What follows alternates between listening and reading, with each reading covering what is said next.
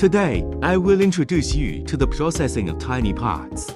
For CNC machining, neither too big nor too small is a good thing. Because the product is so small, the cutting tool we use is also very small. The structure of the tool head is almost invisible, which really tests our processing technology level. And its material is titanium alloy, which greatly increases the difficulty of our processing. This is the product just shown. The one on the left is the finished product. And the one on the right is the semi-finished product processed by lathe. We use CNC lathes in conjunction with 5-axis CNC for processing, allowing different machines to take advantage of their strengths so that the processed products will have superb quality.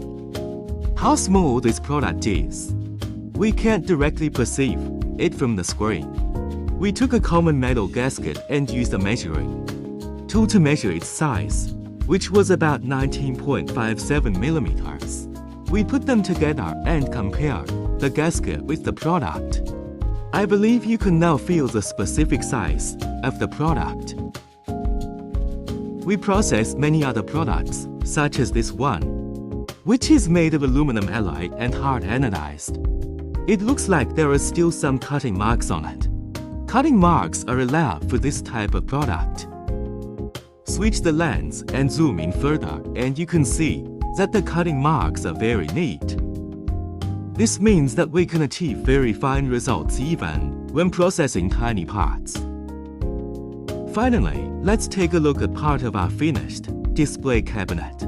You can see that we have made many other types of tiny products, and you can also vaguely see other large-size products. What we want to express is that we have made many attempts in CNC machining, which gives us rich machining experience. This is of great benefit to our customers because we can help them solve most of their problems.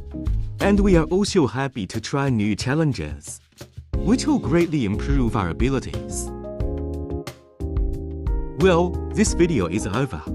If you happen to have this need, you can contact us.